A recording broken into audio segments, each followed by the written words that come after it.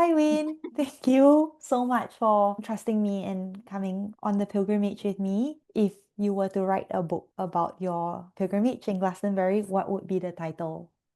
She comes as a whisper. I was thinking about the first time we sat down in circle and then you were asking us what was our intention, right? And I really like the how you say, so then why are you really here? I love that second prompt so much. Because it's like the first one is all the okay, logically, like this, what Yeah. happened. Then the second prompt of why you really here, you're like, ooh. And then Mm. you feel like, yeah, why? And then you go a bit deeper. So I remember it was like I just felt a slow pull. Like every time, I mean, you went 2 years ago, right? And then you've been telling me about it, and from I hear from other friends and participants who've been in the experiences. So I'm Mm. like, okay, I hear about it. That's why I just feel like you hear all this, and I think it only really became way more like obvious when I see my roommate from a Mm. previous retreat to that sense of community, going to people's events and supporting each other. And then she wrote this card, and I was just like, I think I was so touched by it. And then it just felt very like, yes, okay, let's go. So it just feels like it has been a call from far, far away. And I said, like, it feels like a call from across oceans, across time, maybe lifetimes, and then finally deciding to go and heed the call. But it doesn't come to you in an obvious hello kind of way. So, and then people are like, what do you mean by call? So, from what I feel this whole experience has been to even go on a pilgrimage is the idea of, yeah, Lord, she comes as a whisper first. Lah. Mm. When Mm. you say she, who are you referring to?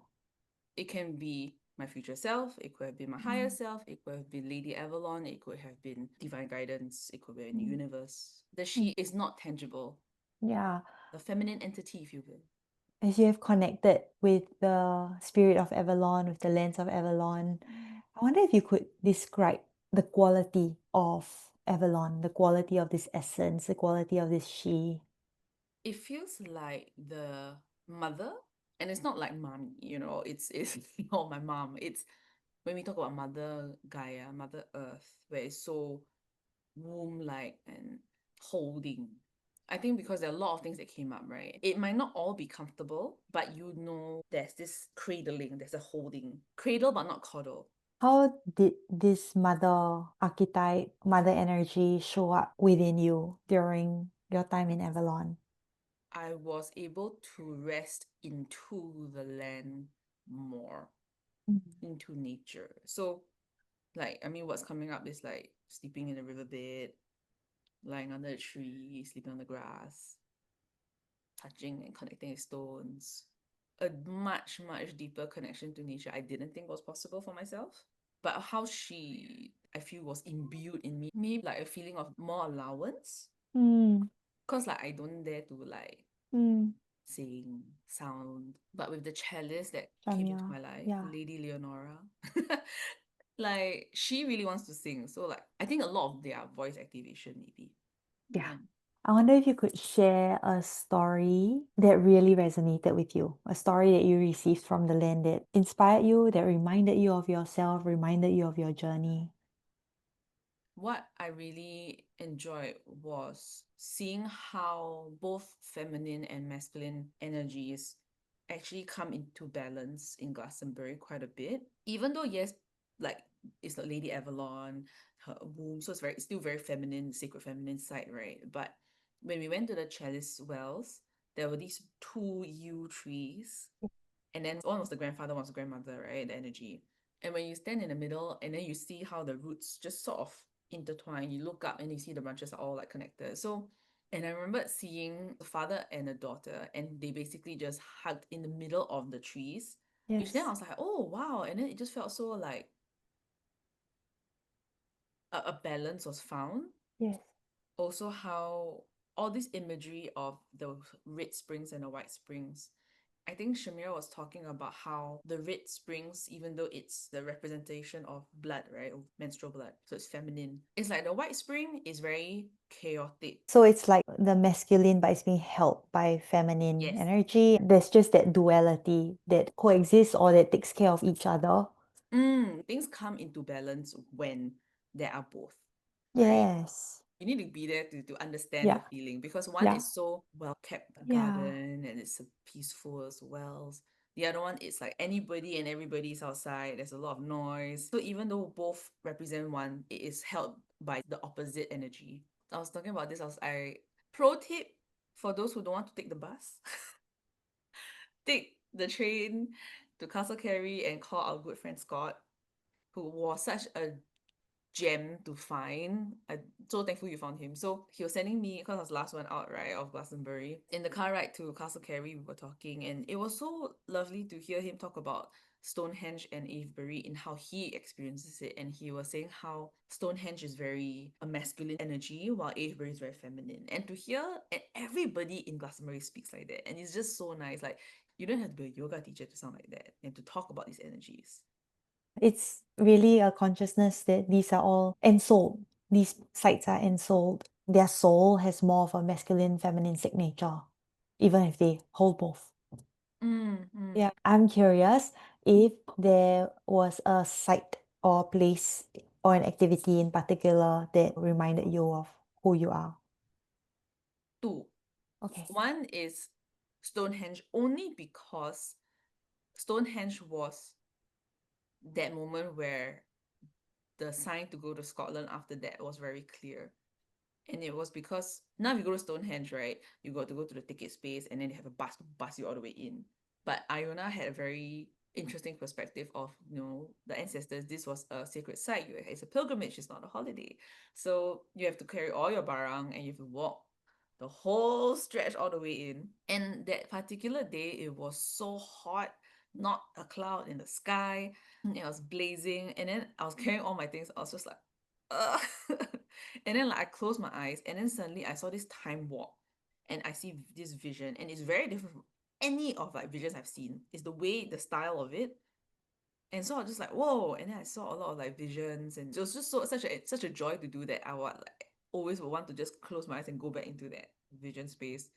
And then how from there, like thinking about Scotland just coming to my mind. And then Ayuna, then as she's telling us about Stonehenge, and she's talking about the altar stone, how it was discovered that it's from Scotland. And I was like, oh, you could hear all the pings, and then that led me Yeah. to Scotland. So that's one. Mm. The second, I think the one that I really enjoy and I wish I had more of was the first day where we went to Flames of Camelot, day one. From what you were sharing, and then from the group, you're like, oh my god, it's going to be like no toilet, I mean, in nature, going to be wild, and then nettles everywhere. I was like, oh my god, and I was like freaking out a bit, like carry a lot of things and pack a lot of stuff. But it was so fun. Like I remember, just like there were things you had to cross over, then you long branch that you climb under, and then it just felt like such a playground.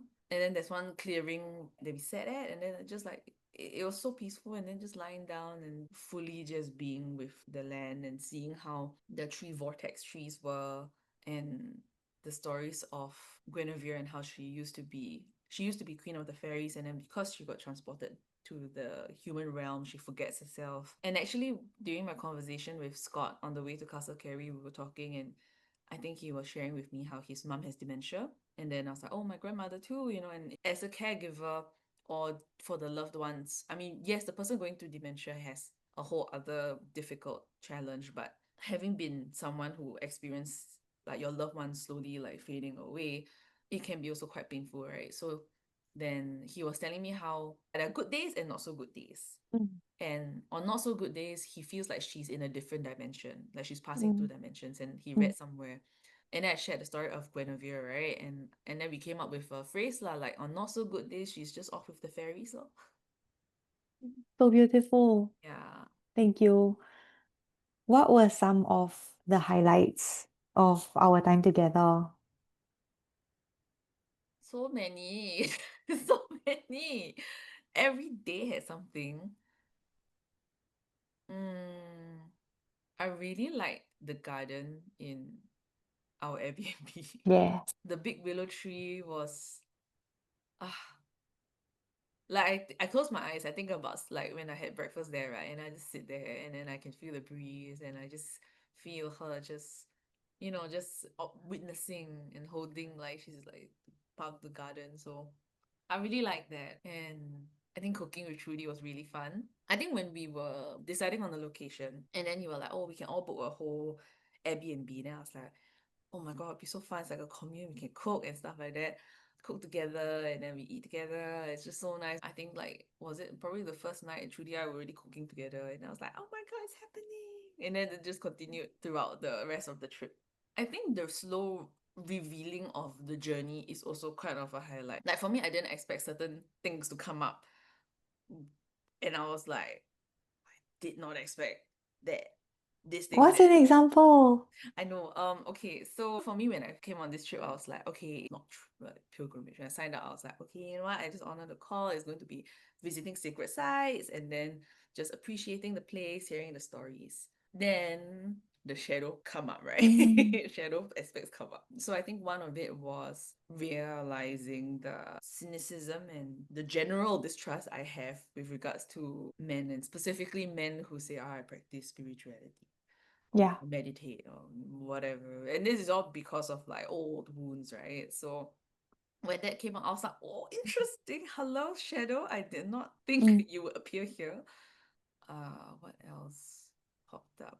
Oh, so okay, there was one day that like we had a rest day, and I think that was yes. so helpful because it was like I think maybe in the middle, Yeah. somewhat, Right right? in the middle. Right in the middle, and it was so good because we had like every day there was so many things to do. And I remember like talking to my roommate, I was like, we both brought our laptops, right? Because we were like, oh, we're gonna have like time to go and work on our personal projects on a website. And then by the end of the day, we were like, I'm No. so tired. I'm so tired. There's no time to do it. There's no energy, there's no time.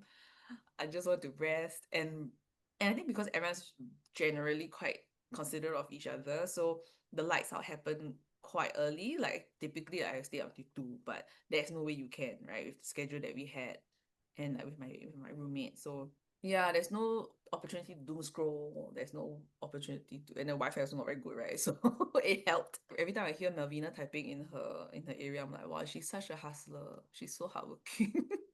Okay, where was I? Where did I go? The Oh, rest day. rest day. Yes, yes, yes. So the rest day was good because we could venture out and then see and Mm, explore the town, which is so nice. I remember just walking past the goddess house and then like noticing a sign. I was like, oh, it was like by donation healing by goddesses. I was like, pop up healing service. yeah. So I went in without any expectation. I'll be like, okay, lah, get goddess to hit me quite nice. Man, oh man, like what happened during the process was completely, again, not what I expected. Like just lying down and then having two of these like ladies doing like drumming or sounding, and they are very attuned to energies, right? So they started to wail, and then I was like, oh, what's going on? But you can feel it already. Like I feel like they sense it so much faster, Mm, right? Or like sometimes because it's your own mess, you kind of don't want to see it, and so you block mm, it out. But as they were doing it, I could feel things moving, and it was they drummed very near my throat. So and I could feel like all the constriction. I was like, no, no, no, um or the feeling like I want to shout but I don't dare to shout mm, because programming. I think what helped was at the start she already said that you know what, you can make any sort of sounds you want. um and so like, I think as they were doing it I just allowed it, and then I just like this primal anguish yell just came out. I think not once, like twice or something, and I was just like bawling. It was very funny because it's like a massage, right? Where they're like, oh, which part of your body do you want to work on? And then she was like, which energy spot, like which part of your body? Then I was like, oh, I feel like maybe energetically my heart and my womb. So she was like, okay. And so yeah, and then like doing that, I think I could feel her hands. Of course, they asked for permission first, whether you're okay with being touched, so with physical contact. So yeah, they could feel them moving things there and like shaking things up, and then I could just feel so much being mm, released. um and whether it was related to past hurts, past sexual hurt, past relationship hurt that had to do with both heart and womb. um and actually I think about it, maybe the womb space is maybe even way before that. mm, It could be a lineage thing, it could be the witch wound, it could all these things, who mm, knows, right? mm, And so I just felt it was a big clearing, uh and I think I was bawling, and then it's very funny. They have two people in, like two participants come in at the same time, and so there's this other like older white guy. And then I was just like sitting there, and then I was crying and shaking, and then they were really taking care of me. And then they would ask me to, like, maybe you just want to go and take a seat and really need to ground yourself. And then like I just wandered out in a bit of like a daze, right? And I went back to the waiting room, and then you could see everybody who was waiting there just like, and I was like, let me just sit. And it's just so funny lah, because I can hear then like the priestess, or one of the priestess pop her head in. Okay, the next two, and then you feel people like shuffling uncomfortably. Um,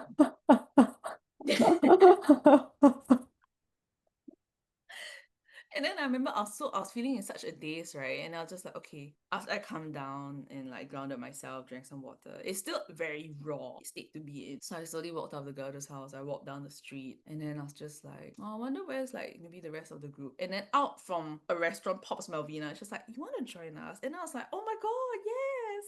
And I sat down, and then the synchronicities were amazing, because they were just saying like, I wonder where's Win. As they asked that question, I crossed the window. Which is what I actually love so much about Glastonbury, is that because it's such a small space, right? Anywhere you walk to, you will see a familiar friend or a familiar face. When I went to get water from the well, I just enjoyed that journey by myself. And then suddenly, hey, I see Rosanna. I was like, is that Lady Rosanna from the back? And it was. And then I had company. And then you also accompanied me. I like that a lot. So I did ask Iona, everyone moves in and out, right? Does it feel like a very transient Mm, community? And she did say yes. But again, we talk about the circles that we experience, or the mm, people that we get to know, right? I don't know what you do. I don't know how old you are, where you stay, but like, you know, the deepest things that you're working with or on, and the depth of that connection. On the day off, I remembered I was trying to look for my journal, right? And I found my journal. mm. Pretty. Yeah, so It's pretty. pretty. Anyway, so then in the store, I like, you know, people like to talk there lah, right? Very casual. So at the counter, there was this lady, and I put the journal, and she's like, oh, that's beautiful journal. Then I'm like, oh, thank you so much. And then we start talking. And then we had a nice little, like, you know, connection in the store. Then on my way to get the water from the well, I walk across, and then I see her, and then she points across from the road. She was like, if I see you one more time, we going to lunch. And then we talk a bit more.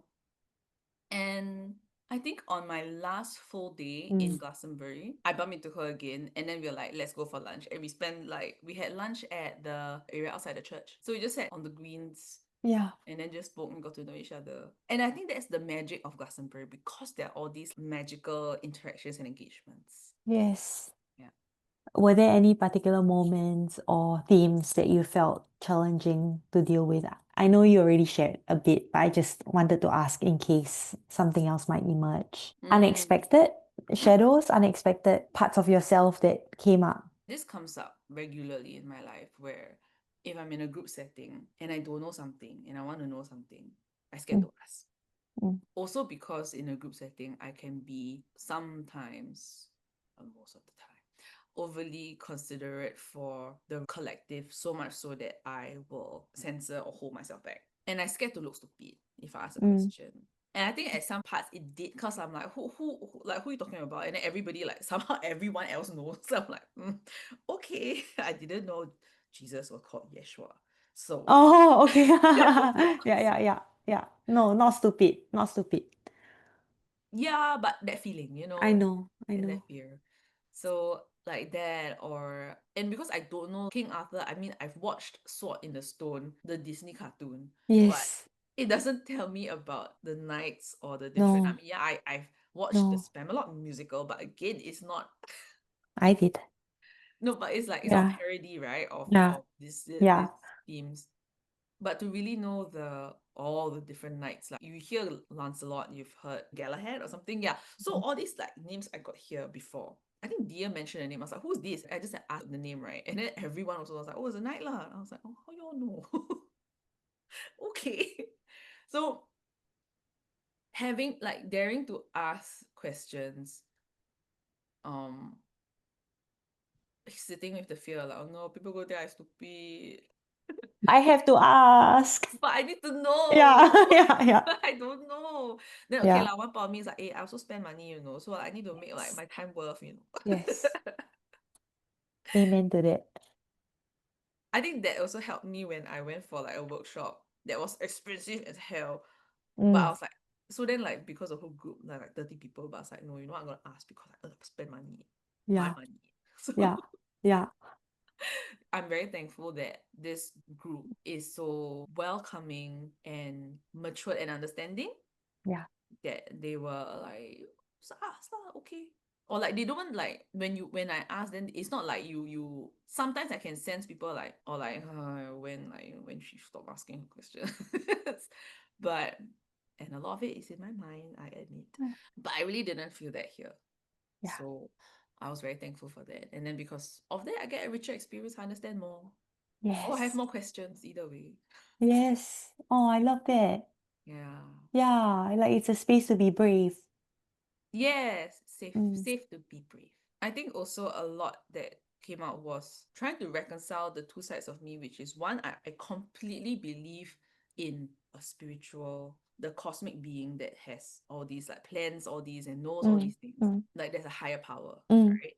But mm, then if you talk about the Michael line mm, or the ley lines, who mm, calculate, who say or who feel or mm, who affirm? So try to do like where's the proof of it all? mm. I think So like it would be dowsers because that's actually like the original purpose of dowsing rods is to find ley lines and find waterways, etc. how's So it? yeah, so that's how they kind of like marked out. Like I think they really traveled with the dowsing rods. Then I think like when someone said like, oh, these used to be like the aisles, it's just water. And then I'll be like, oh, okay, interesting. But like how we know lah, you know. And then when they brought us to Glastonbury Abbey, one of the churches, I think there was Mary Magdalene in it. And then there was this huge painting where they showed the person, like the tour, the mountain, hill, Yeah. and then water and a ship. And these were Mm, old paintings, right?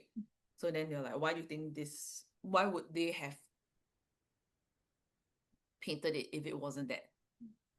Yeah, so I mean, there has to be, if you want to be completely cynical, you can still say, oh, someone maybe drew it, right? To affirm that legend. But mm, so you have to see like how cynical you want to be, how much mm. you want to believe in magic. As we continue on our journey, we are really living this question of this balance Mm, because cynicism and skepticism is important. Otherwise, we're just naive. impressionable, naive. Yeah. When Dia was sharing with us about the myths, Arthurian Yes. myths, and how people of power like to insert themselves to either bolster their reputation, bolster their presence, or even maybe just the idea of immortality and legacy, right? And then that really made me rethink things that you're conditioned to believe. If you think about the idea of a witch, oh my god, people think like, oh, sorcery and it's all dark and things like that.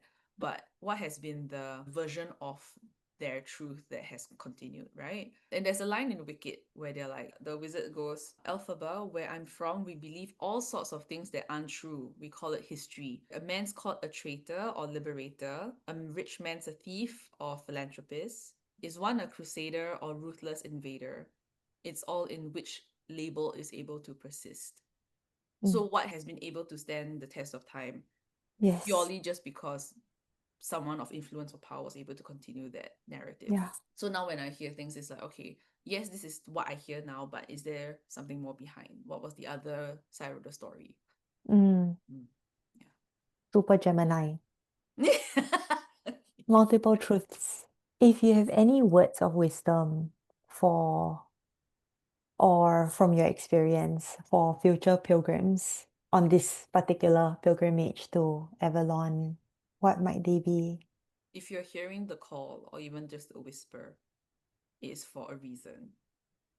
And you might not know why. You won't know why because the journey will reveal itself to you. And it is a very rewarding one. But also, it's a pilgrimage, not a holiday. That really helped so much. When things are coming, I was like, "Ugh." Yeah. Oh my God. Thank you, Win. Thank Thank you so you. much.